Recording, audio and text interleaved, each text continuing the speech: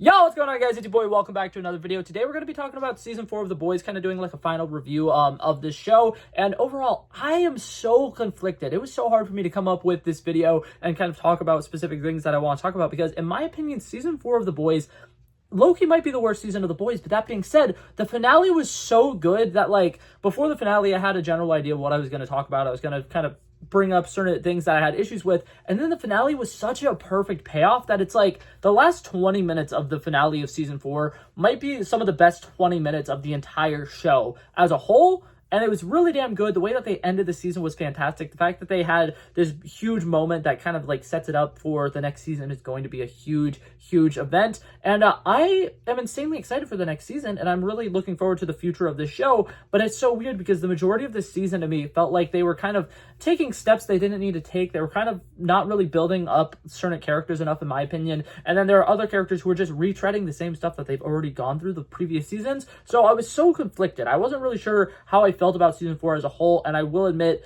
in my opinion, I feel like a lot of the stuff that happened in this season felt like filler, or it kind of felt like they were like, okay, the next season is going to be the last season. We need to start like cutting off loose ends or whatever. Certain characters who are just dead weight and have just been dragged along for the last couple of seasons, we need to go ahead and finish their storylines. So like stuff with like Huey's dad, which honestly, that entire like arc with him coming back into the show and then like him dying or whatever, it did kind of feel unnecessary. But I do think that it ended up having a great payoff in the final episode, which is another thing that I'm like so confused about, because originally I was going to talk about that and that entire side story and how like that felt so unnecessary, but it taught Huey how to let go. And Huey, during his monologue that he did in the final episode, brings up how we need to let go, we need to learn to forgive ourselves, not everything can be answered with violence, and we need to try to find a better way of doing things. And like, it's such a great monologue, and he needed that, you know, letting go of his father moment for him to be able to get to that point.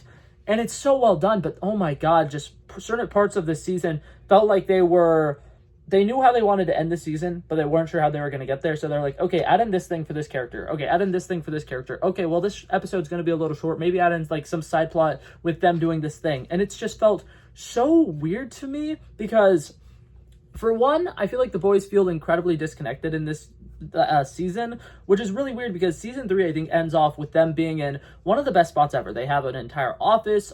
Butcher might be dying, but aside from that, every single one of the characters should be at a relatively good spot. Kimiko and Frenchie kind of finally got together. Starlight and Huey were actually on good terms for once, because since season 1 it has pretty much been like Huey and Starlight are fantastic, everything's going well, they get into an argument, they separate a little bit, they get back together, everything's going well, they have an argument, they separate for a little bit, and then the season will end with them being back to being together and being fine. And so it's so weird how this show just kind of keeps retreading the same waters, and I feel like that's going to happen when you have certain things like Homelander's always been the villain, Butcher's always been like the main character, and even though he is at, you know, his very, very center, a good person who doesn't want to commit violence, and he doesn't necessarily want to have to do all these terrible things, he knows that it's the only way to get things done, and it's such a complex character, and I love everything that they're doing with Butcher. But when you have 5 seasons of a television show that is this one villain versus this one guy, eventually certain things are going to get repetitive, and that was a lot of the problems that I was having early on in this season. So I did kind of want to talk about the beginning of the season, and I kind of wanted to go like episode by episode, but I don't have the time to do that. And honestly, since the first 3 episodes all came out at once, there's a lot of stuff with the first 3 episodes that I'm like, I don't remember which was this episode, which was this episode. So I'm just kind of going to talk about things that I think the beginning of this season kind of like underwhelmed me a little bit. I think that they released the first 3 episodes on the same day was very smart, because the first episode, in my opinion, was not that interesting. It didn't do a whole lot of stuff for us. I think that overall, the sequences and stuff with Victoria Newman and just kind of establishing the fact that her and Homelander have this little situation that's going on was cool. We had a lot of fun action sequences with Victoria Newman's daughter and like Frenchie and Kimiko kind of having to like try to like fight her, but not really.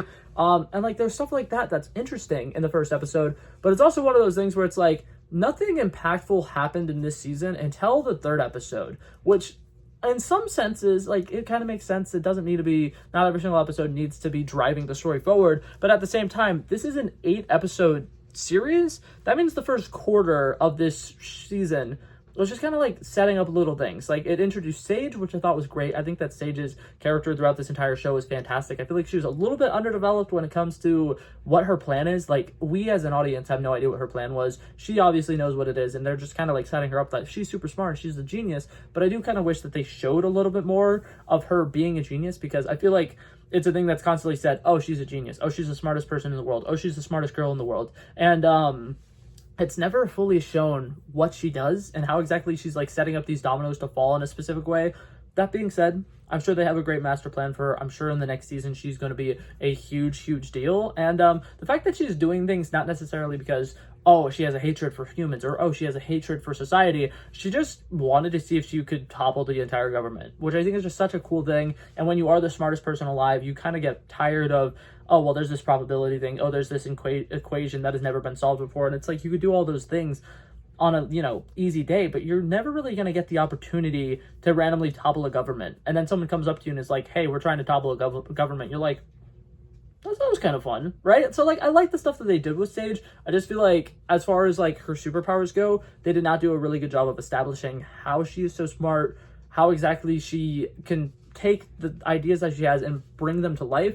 And there's just a lot of, like, little underdeveloped things with that, like I said, it's going to be better in the next season. I already know season 5 is going to be incredible. They're probably going to put a lot of money into this. They're probably going to make it look absolutely beautiful. I'm expecting a lot of incredible fight sequences. And overall, I think season 5 is going to be fantastic, which is why I'm really excited for the future of the show. But I feel like for season 4, they really had to like take things slow, kind of just rehash certain things. And it was interesting to me. So some other key moments that I really liked from this season, I do want to say, the entire farm episode where they go and they get Giancarlo Esposito and they kind of are dealing with the virus and there's a bunch of animal testing and stuff like that. I think that was a fun episode. I think that if you're going to do a filler episode and you're going to do an episode that kind of just like strays them off of the main path, that's a great way to do it. You're going to have them going around. The entire boys were finally together. That's like one of the only episodes where the entire length of the episode, the boys are all together. I think that it could be wrong. I think that's the same episode where Huey's in the hospital and he's having his entire side arc with like his dad going around and killing people. But like aside from that, all of the boys were together. It's the one time Butcher isn't like separated from the group at all. He's kind of with them the entire time. And I really like the humor in that episode. I think that all of the action sequences and everything looked fantastic. And the way that they were able to bring to life just like the animals that were on V was fantastic. I thought that was great. And then another thing that I really liked was I believe that's the same episode where Homelander visited his home and he is torturing people. And oh my god, the show kills me because Homelander is such a terrible villain. He does so many horrible things and you can't really justify any of his actions, but at the same time they will do stuff like that where you're just like, damn, if he had a childhood, he probably wouldn't be as shitty as he is. He probably wouldn't despise humankind as much if there was just a single person who treated him with kindness back when he was younger. And stuff like that, I think that the show is still doing incredibly well. I think that Homelander had an incredible character journey this season. I think that his arc is still fantastic. I think that Anthony Starr is still absolutely killing it. Butcher, similar thing. I think that the way that they kind of had him going from like, okay, here's the good things, here's the bad things, and like the fact that they visualized it with two people in his lifetime and kind of had them as like the angel and devil on his shoulder, fantastic. Everything with Joe Kessler,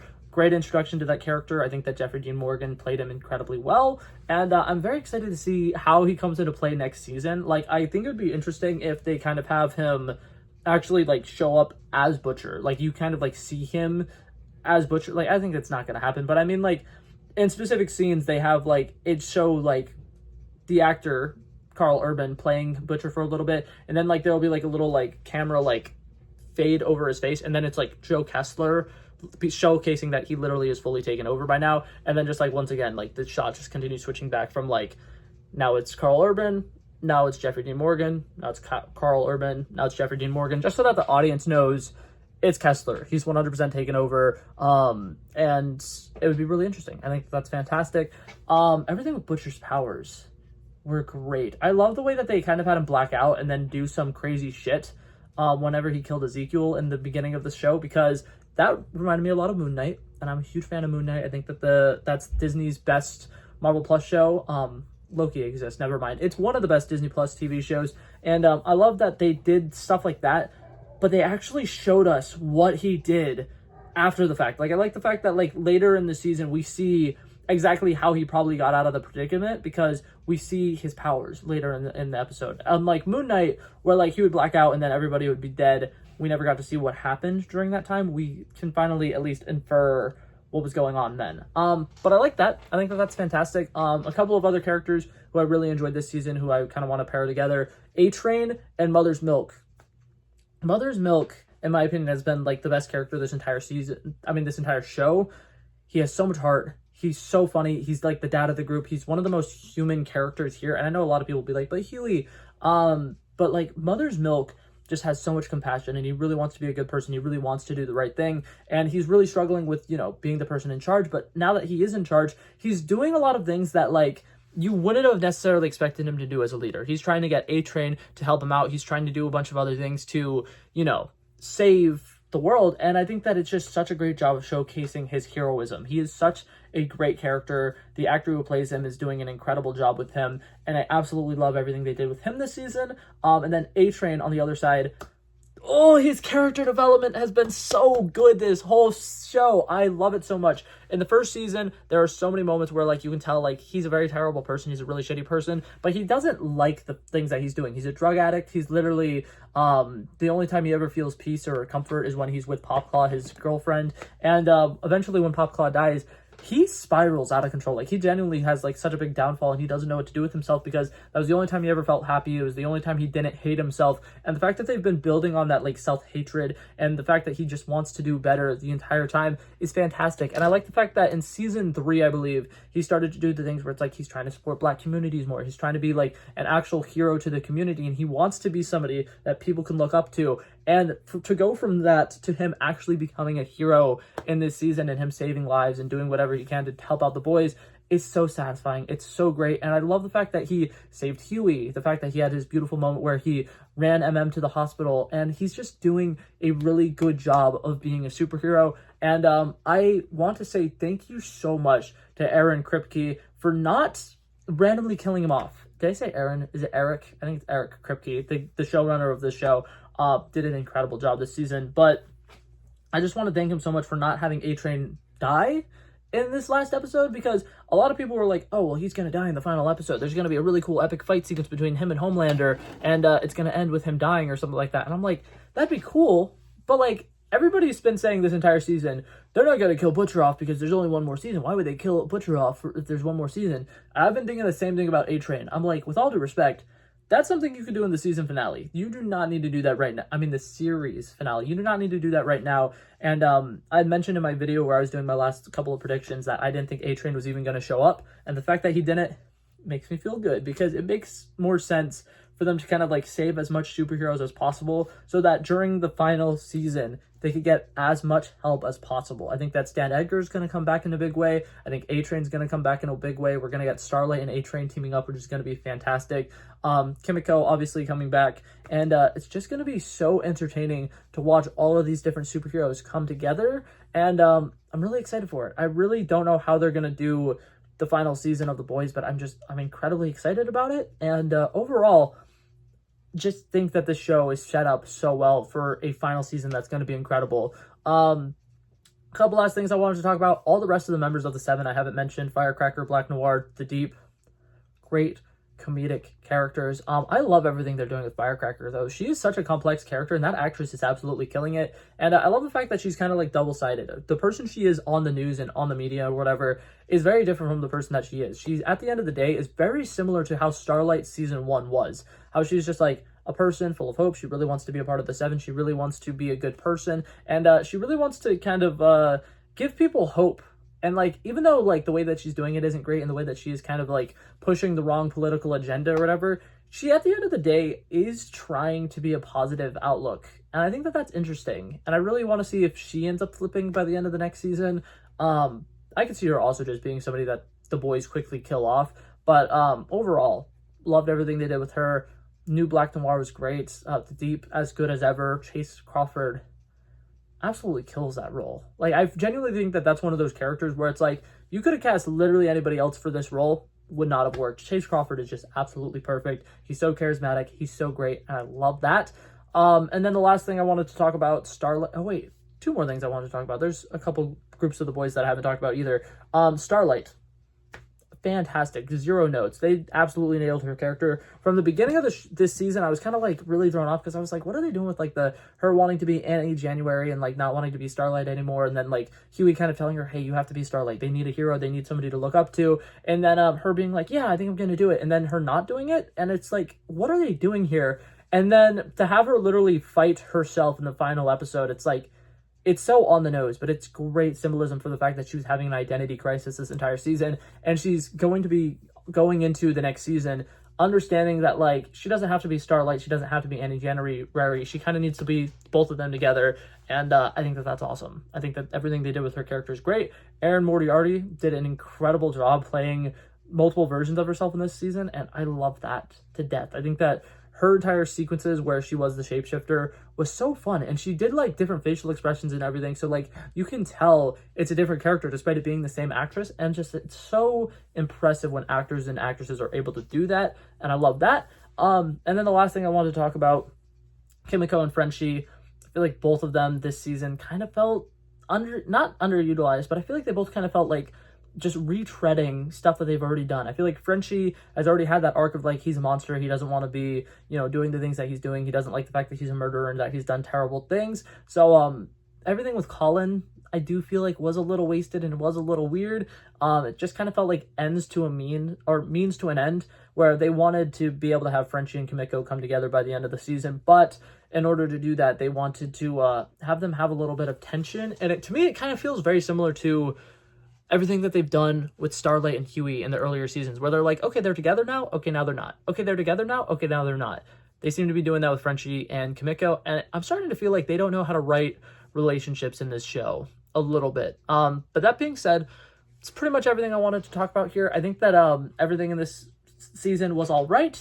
There was definitely a couple of episodes where I was like, do we need that? The entire Tech Night episode, I feel like could have been probably like a 20-minute section of a different episode, and they should have had more exploration on some of the other characters. Like, in my opinion, everything that they did with the Shining Light this season had no resolution, so I kind of wish that they maybe potentially did like half of that episode and then did the other half Kimiko doing some other side mission with another group of people, and, you know, us figuring out more about the Shining Light, because everything about the Shining Light as of this point in this season, in this series, feels like they're just going to cut it off. And like we spent a lot of time with Kimiko doing stuff with that, and it's not going to be important, and that's a little weird to me. But that being said, that was pretty much everything I wanted to talk about in this video. Thank you guys so much for coming by and checking it out. I am sorry that this one is just so long. Like I said, I haven't been able to collect my thoughts on this season because there's been so much going on. But yeah, that was it for this video, guys. Thank you guys so much for coming by and checking it out. I love and appreciate you guys so much for watching. And if you liked it, feel free to like and subscribe, and I'll hopefully see you guys in the next one. Peace out. Bow, bow, bow.